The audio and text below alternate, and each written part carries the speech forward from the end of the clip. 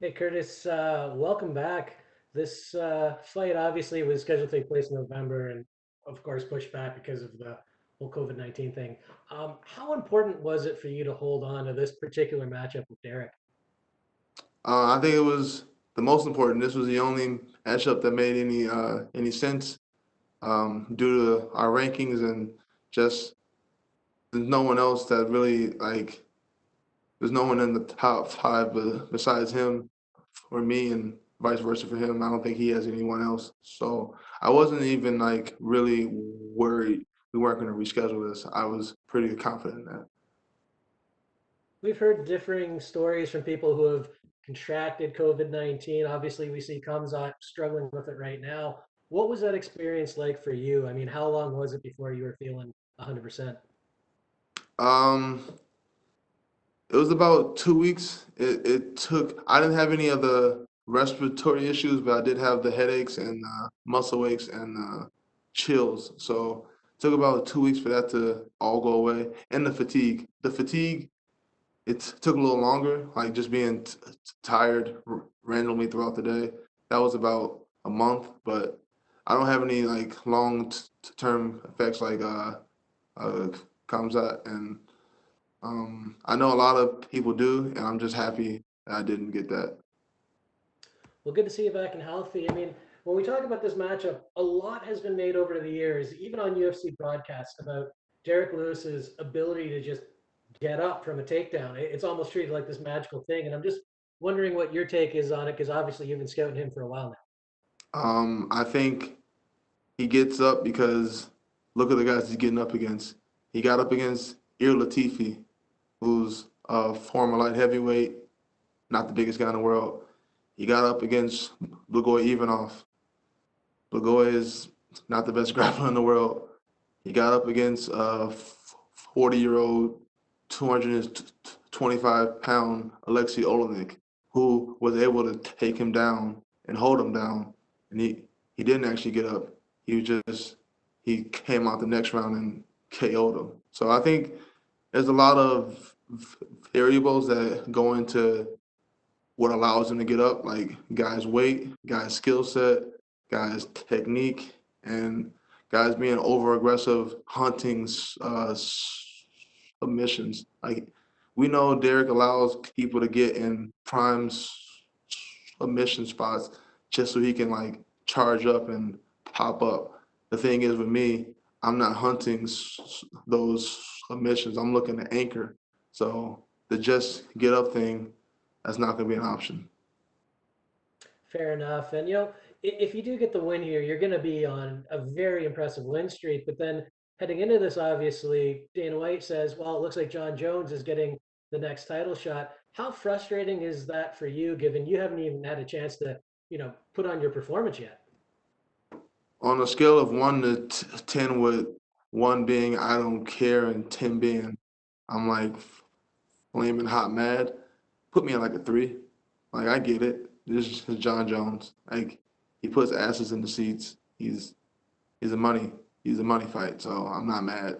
Like I get it. It's just business.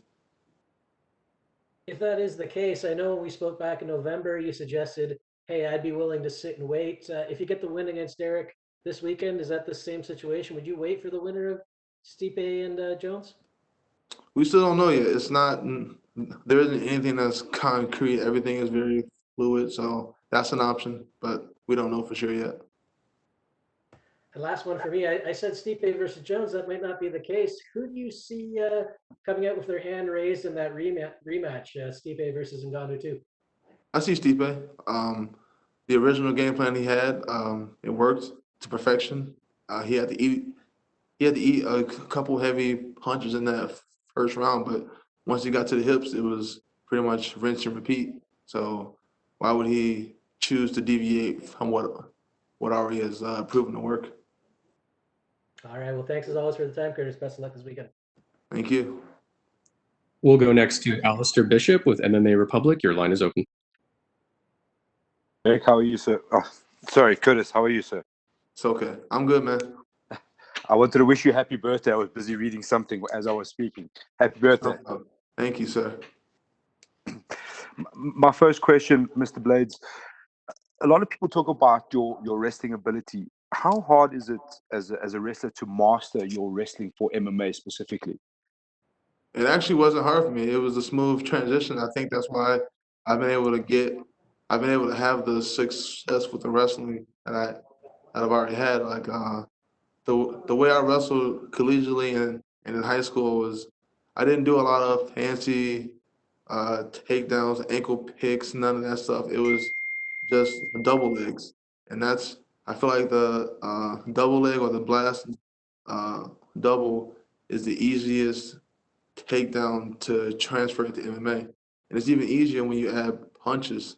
Like when you get a guy's hands up to defend a jab, his hips are available. And then another thing, majority of heavyweights on the regional level, at the amateur level, and even professional in like the UFC and Bellator and all those other professional leagues, a lot of heavyweights don't have my wrestling pedigree. There's not many heavyweights that, even if they were good wrestlers, they weren't as good as me when I was wrestling.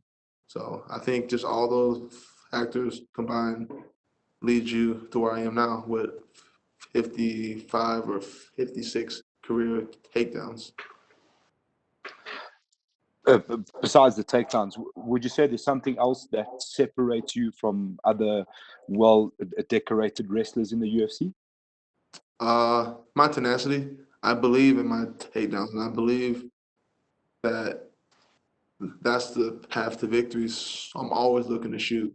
There's a lot of guys in every fight. There's a bunch of opportunities for guys to take each other down, but that's not what their focus is. They're focused on calf kicks or jabs to the body or whatever. I'm looking. If you pick your hands up, I'm looking to shoot because I enjoy it. I genuinely would rather slam you on your head than hit you with an overhand. Would you say beating Derrick Lewis makes you undeniable in terms of a title prospect? Once we've figured out what's happening with the title, do you think this makes it almost undeniable for you to be next in line? Yeah. I mean, it'll be Jon, and then I beat Derrick. I should be next. Like I don't see how it could be anyone else. When facing a big puncher like Derrick Lewis, what would you say is the key to sticking to your game plan? Let's say in the hypothetical situation you get tagged by a big puncher. What is the key to sticking to your game plan in those situations? Constant movement. If once you get stationary, that's how Derrick catches guys. They slow down, they become stationary, they start to rest on their heels. They're not ready to pull, they're not ready to move, they're not in the athletic position and ready to move. I'm always ready to move. I'm always looking to bounce. I'm not like your traditional plodding heavyweight. I use my athleticism, and I know that's what scares guys. They know I'm explosive. They know I'm fast, and I use that to my advantage. Sorry, one last hypothetical one from me. Let's say the stars align and you end up meeting Francis Ngannou again. What do you think would be different from your side this time? Oh, I'm not doing anything different. I believe in my game plan. I'm going to use my boxing to get inside and get to his hips and do exactly what Stipe did. It works. I know it works. You just have to get out of the first round. Fantastic. And the last one from me, mentioned COVID just before this. Besides the physical side, how hard is it to stay mentally prepped during these times? You know, COVID popping up, opponents pulling out last minute. What are you doing to keep yourself sharp? The same thing we always do. Like this is a normal fight week. We wake up, we eat, get a light workout in, hang out in the room, distract ourselves with video games, books, movies, talking, companionship. It's just a normal fight week. I'm not really. Once we get to the hotel, the outside world ceases to exist. Awesome. Fantastic. Thank you. Best of luck and enjoy the rest of your birthday. Thank you, sir. I appreciate it. We'll go next to Augusto Niez-Gay with Somos MMA. Your line is open. Hey, Curtis, how are you? Happy birthday. Thank you. I'm good, man. And I want to ask you, Curtis, how is it to celebrate your birthday in the middle of the fight week?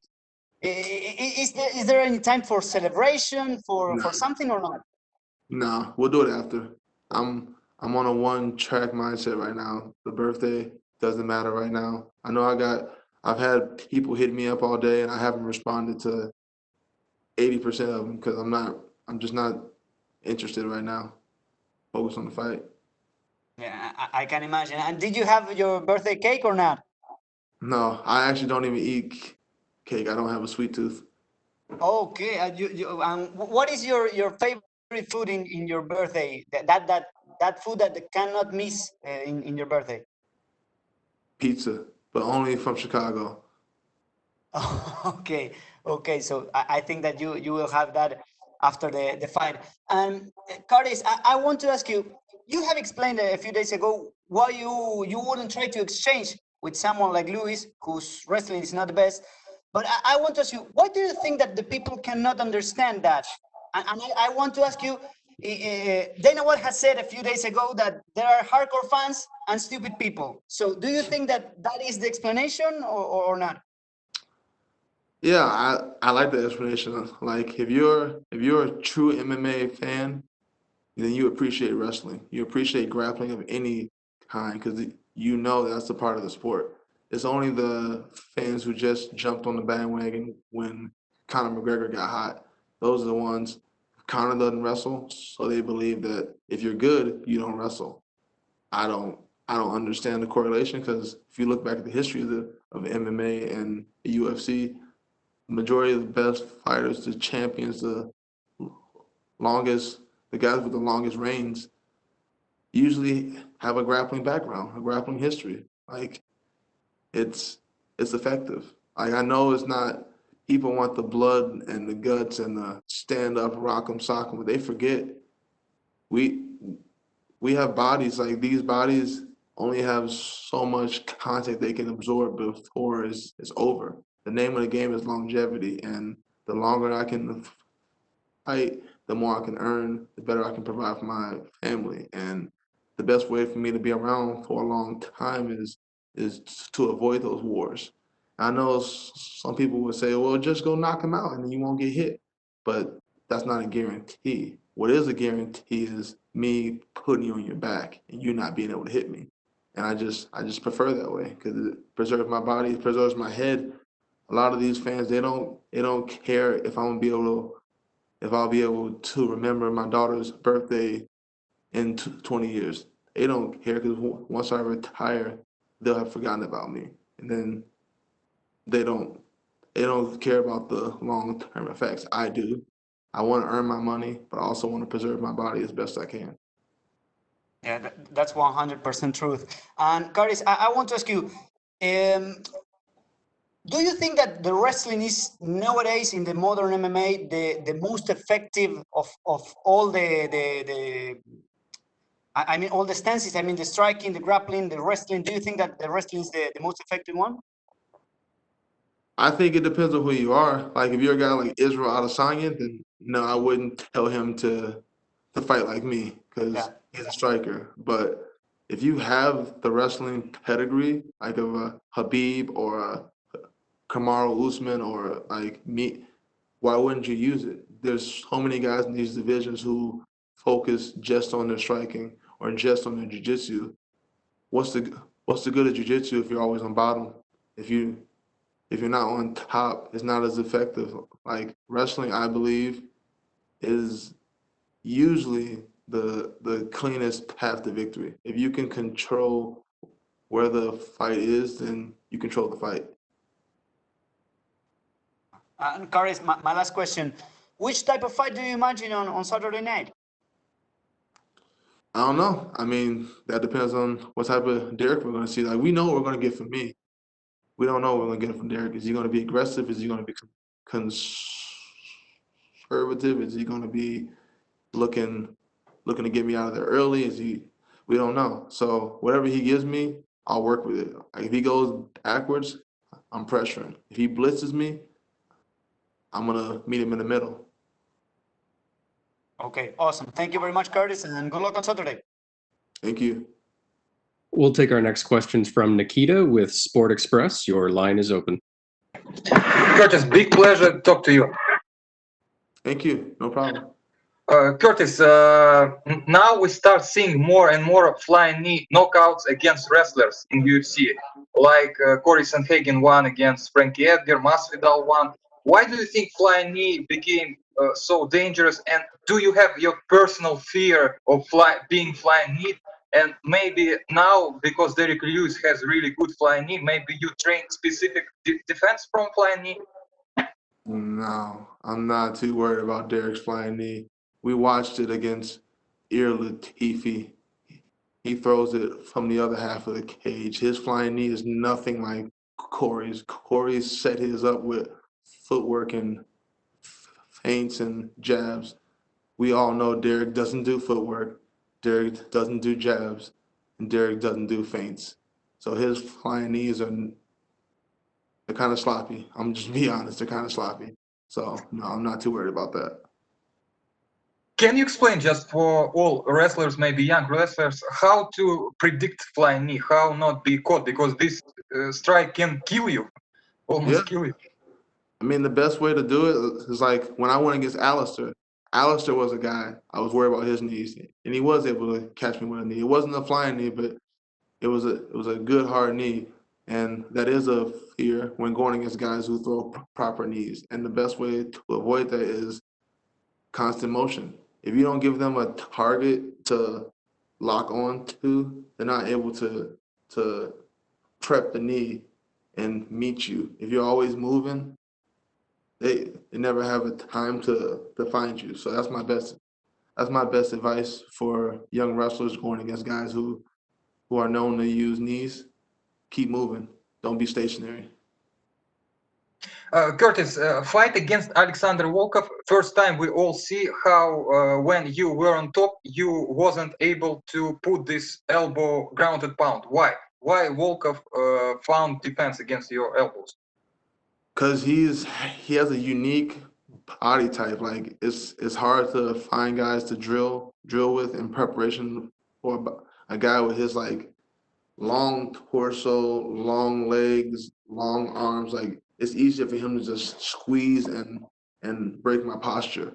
That was the biggest thing. Like he did a great job of breaking down my posture, but I think he was aided a lot by his unique physical lengths.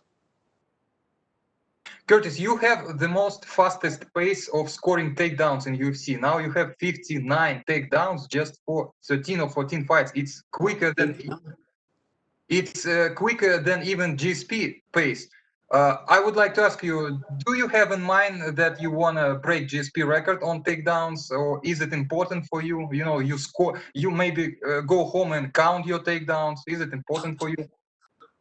I mean, going into the fight is not important, but after, yeah, I'm always like, how many did I get? Like when I fought Junior, I was a little disappointed that I went 0 for 8. I couldn't get at least one, but I made up for it in the next fight against Volkov. So it's not like a major thing, but it is something I take pride in. And yeah, I think about catching GSP. Like when you have an opportunity to break a record, you can't help it. I've thought about it, but it's not like a priority. Curtis, how do you think? What's the most beautiful takedown in UFC? The double leg, that's my personal preference. Curtis, one tricky, interesting question. Sometimes some people think that if you have very much takedown, that you have bad ground control. So it's better just one takedown, but you control all the round. For your style, you psychological more convenient with much quantity of takedowns, or you want to be able to control more good, with better I control. mean, I get what you're saying, like, oh, if a guy keeps getting up, that's why you keep getting takedowns. You must have bad control, but that's not how I see it. Like, I could hold you down, but I'd rather you burn energy working your way up and then me taking you down. And then you burn some more energy working your way up and then I take you down. And then you do it again and I take you. It breaks you, especially heavyweight. Heavyweights are not used to being taken down and having to get up with a 250-pound plus backpack on their back. They're not used to it. It breaks them. I know it's happened over and over and over. And that's why I do it. That is why I have so many takedowns. I won't lie to you. A lot of times, like when I fought Mark Hunt, a few times I let him up because I know I'd just take him back down. I was like, will he get up again? I I do that all the time. Like it just breaks guys. Curtis, every great wrestler has his day when he go into 5-round stand-up war. Kamaru Usman has his war against Colby. Jon Jones have his war against Gustafsson. Are you psychological ready to carnage 5-round stand-up, or you just know, damn, I just want to wrestle? No, do you want your Owen, Rory McDonald, Robbie Lawler one? Well, no, I've had one of those fights. It wasn't a 5-rounder. It was for 3 rounds. It was UFC 213. I fought Daniel Omielanchek, and I went 0 for 12 on takedowns attempts because I had a injured pec going into that fight. So I just didn't have the power to lift. So I went 0 for 12 in that fight, and that was a stand-up war, and we did it, and that gave me confidence. I am confident in my hands. Like people think because I wrestle that I don't have hands or I'm not confident. It's not that deep. It's just I don't like getting hit in the face, and if I can avoid that, I'm going to avoid it. So if Derrick defends all my takedowns, then I'll do what I did to Junior Dos Santos. But if he doesn't, why wouldn't I just take the takedowns, burn them out? Like we know that's an obvious hole in Derrick's game. Why would I play to his strengths instead of playing to his weaknesses? Derek, you fought 2 times against Francis Ngannou. Fans think that he has just pure power. Can you call him smart fighter? Does he have high fight IQ? How do you think? I think he has shown fight IQ. He knows who he is as a fighter. He knows he has to get you out of there early. That's why excuse me. That's why he comes out so aggressive. Like he doesn't want to be in there for 15 minutes. Like that thing you just asked me, like, am I confident in being on my feet for 25 minutes? I don't think Ngannou wants to be in there for 10 minutes. He knows like each round the power goes from a 10 to an 8 to a 6 to about a 3. Like he knows that. So he knows who he is and he comes out aggressive. He knows like first round I'm at my best. That's when I'll be the most aggressive. So I think he does have pretty good fighter IQ. Curtis, the last one from me. In terms of whole style, do you more comfortable with super technical strikers or such like Derrick Lewis, who has that awkward style and super dangerous, unpredicted punches? I mean, they both provide their pros and cons. Like a guy like Volkov, he's very technical, so you have to be. Your defense has to always be sharp because you know his offense is always going to be sharp. He's always going to be hands up, looking to land. But then there's a con to those type of guys because you know if you know there's a sequence to events like he jabs, I counter, I do this, he does this. You know the dance, so you can predict what's next. But then you have guys like Derrick. The pro to guys like Derrick is he's not that technical. He's not that like it's not clean. It's not pretty. He just hucks it and hopes it lands. He just puts out punches and hope they land. So it makes it easier to avoid him. But the con of that is he can catch you with something out of the blue because he has the confidence to just to do whatever. He's not afraid to throw from any position, and that is like a little dangerous. So I think technical guys versus like sloppier but more powerful guys, they both present different issues and they're both like an equal problem. So I really don't have a preference. Derek, thank you very much. Best luck. We love you very much. Thank you. No problem. Thank you. We'll take our final questions from Hunter with MMA Weekly. Your line is open. Hey, Curtis, can you hear me? Yes, sir. Hey, how you doing? After the in the post-fight interview after Derrick Lewis defeated Alexei Oleinik, he said he believed he could take you down and punish you on the ground. I'm curious, as a decorated wrestler, what was your initial reaction to hearing that? I chuckled. Legit, I chuckled. I think he was just saying that to elicit some response from the media, which I think that was achieved. Like, oh my God, Derrick's going to take down the heavyweight with the most takedowns? No.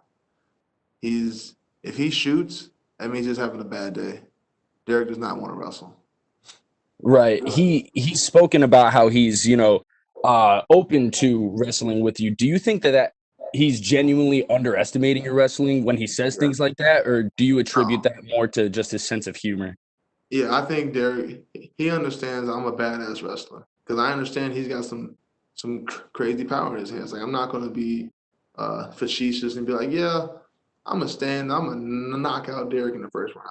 That's just me. Like, that's just looking for clickbait. I'm not. That's not my thing. That's his thing. So I think that was more of a clickbait thing. Right. You mentioned that you enjoy watching your teammate Corey Sandhagen hit pads, and you even likened his movement to a ballet dancer. What's it like watching someone in the gym with that caliber of stand-up skills? It's just cool to watch. It's just cool to see, like, because he was already good when I first joined Elevation. I got there like almost 5 years ago. He was already good, but I've seen the growth and the maturation. I've seen him grow more confident in his techniques, and like I see him throw all types of crazy techniques in the gym, and it's just amazing to watch. It's cool. It's like imagine being in the gym watching Anderson. So I'm not comparing Corey to Anderson. I'm just saying I know Anderson has great hands, and I know he was probably pulling off some crazy techniques in the gym. And the guys that were privy to watch it were probably like, wow, we're watching one of the best stand-up fighters of our generation. And I do believe Corey has the potential to be one of the best stand-up fighters of our generation. Wow. What do you think of a potential matchup between him and TJ Dillashaw? I think that favors Corey. I do. I know TJ is very powerful. I know his resume because when I got to Elevation, Corey was there also. I mean, Right. TJ was there too. So Right. I know what he's about, and I know he's a good wrestler. But Corey, man, like the way he brings it all together. He is an MMA fighter. He's got the jiu-jitsu, he's got the wrestling, he's got the defensive wrestling, he's got the offensive wrestling, he's got head kicks, low kicks, body kicks, jabs from he's got it all. Like majority of fighters is there's usually a hole in their game. Like me, my hole is head kicks. That's a hole in my game. We're working on that. Corey, I don't think he has any holes. I think he's a complete MMA fighter. And I think he's got so many tools in his tool belt that like victory is like I believe he can beat TJ. Earlier you were speaking about wrestlers and people that have the wrestling caliber of Habib and Kamaru Usman. They should utilize their wrestling. I'm curious, what do you think of Kamaru's evolution from a boxing standpoint? He really utilized his jab successfully against Gilbert Burns. What do you think of his evolution from a boxing standpoint? I think it's beautiful. I think like you combine his wrestling with like legitimate technical boxing. That's a hard guy to beat. I'm very happy for him because you see a lot of wrestlers that don't ever get to that point. Their hands never grow, and then you feel like you're always like, man, if that guy could just get the striking down, he'd be a beast. He'd be a problem. Well, Kamaru's a problem. Yeah. Thanks so much, Curtis. Happy birthday. Good luck on Saturday. Thank you, sir. I appreciate that. All right, thank you very much, Curtis. You're all set. Thank you. Holy